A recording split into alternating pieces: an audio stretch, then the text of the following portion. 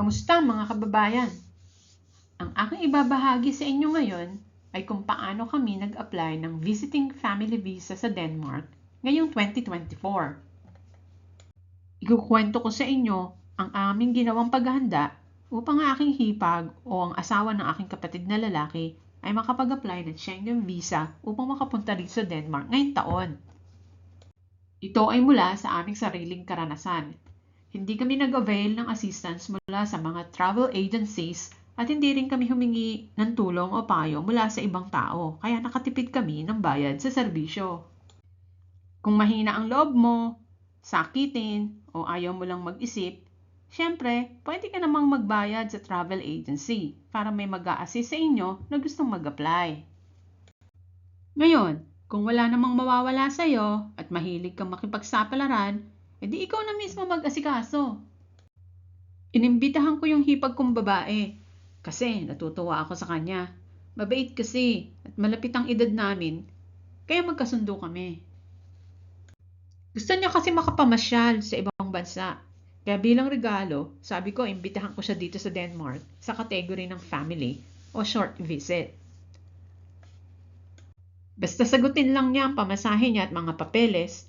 Pagdating niya dito, ako na bahala sa board and lodging. 3-week vacation ang offer ko sa kanya. Dahil ako ang nag-imbita at alam ko naman na limitado ang budget niya at kaalaman niya dito sa Denmark, syempre, ako na din ang nag-research sa internet para alamin ang proseso ng pag-a-apply.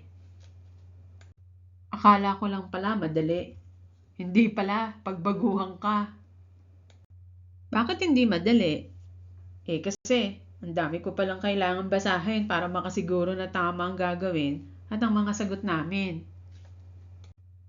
At within 2 weeks, nakapag-apply na siya sa embassy dahil nga sa sinasabi ko na lang ang gagawin niya. Isasabay ko kasi yung pagbisita niya sa 3-week summer vacation ko dito sa Denmark. Gusto ko kasi makapamasyal din na may kasamang kapamilya at kaedad ko. Pero kaming dalawa lang. Kasi limitado din ang budget ko at ang apartment ko. Siyempre, tuwan-tuwa siya. Kasi nga, chance in a lifetime yung ibinigay ko sa kanya. Ang una kong ginawa ay nagpunta ako sa website ng New in Denmark. Doon mo kasi makikita kung ano ang dapat mong gawin kung gusto mong mag-apply ng visa. Doon kasi ay makikita mo kung anong category ang gusto mong applyan. At doon ka na din magsisimula mag-apply kung online ang gusto mo. Dahil nga mas mabilis ang processing ng embassy kapag online invitation at application ang gagawin. Sumunod ay binasa ko naman ang website ng Danish Embassy para malaman ko kung saan ang address nila sa Pilipinas at kung ano ang sistema nila doon. Pinatawagan ko ang mga telephone numbers na nakalagay sa Danish Embassy website sa Pilipinas and as usual, palaging busy ang mga telepono nila kaya wala din kaming nakuhang sagot sa mga katanungan namin. Kaya nag-research na naman ako. Tumawag na lang ako sa DFA ng mga Danish citizen dito sa Copenhagen para kumpirmahin yung website nila at kung ano ang mga gagawin namin. Malinaw naman ang sagot nila sa akin. Katulad din ng naumpisahan ko na.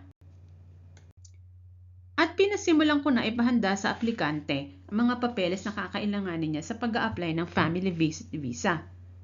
Ano-ano ba yung hinanda niya? Philippine passport, passport ID, travel insurance, Schengen visa application form, proof of relationship, kaya dapat may mga pictures kayo na kayong dalawa lang ng aplikante. Birth certificate, marriage certificate na may QR code, mahalaga to. Bank statement, nakatunayan na kaya niyang suportahan ang sarili niya habang siya ay nasa abroad. Pati yung plane ticket reservation, kailangan din. Nung nakahanda na ang papeles niya upang magsimula na siyang mag-apply, ay ipinadala ko na din ang aking invitation ID mula sa aking pinilapan na VU2 invitation form. Ang invitation ID na iyon ang kanya namang ilalagay sa kanyang online visa registration. Maging maingat at siguraduhing tama ang itinatype na information online. Hindi na kasi ito maaaring baguhin kapag nakapagbayad ka na. Kapag nag-apply online ay magbabayad ka ng €80. Kaya ihanda na ang credit card o mobile pay. Matapos makapagbayad, ay ipinrint naman nila ang cover letter ng kanilang online visa registration at pati na rin ang confirmation email dahil iyon ang dadalhin nila sa BFA Visa Application Center sa Makati. Ang sumunod na ginawa namin ay nagpabook kami ng appointment upang ma-submit na yung visa application sa kanilang BFA address sa Makati City. At nagbayad ulit ng about 1,030 pesos yata, more or less, depende sa service sa appointment na ginawa ng aplikante. Pwede ka din mamili ng ibang serbisyo kung kailangan mo. Lalagyan mo lang ng check yung listahan. At syempre, magbabayad ka ng extra. Depende kung anong serbisyo ang gusto mo. Print kami ulit ng confirmation email ng booked appointment. Finally, ready na kami for submission ng aming visa application at required documents. Kung gusto nyong malaman kung kami ba ay na-approve o na-deny sa aming Schengen Visiting Family Visa application sa Denmark, ay mangyaring abangan ninyo ang susunod na video para dito. Coming very soon.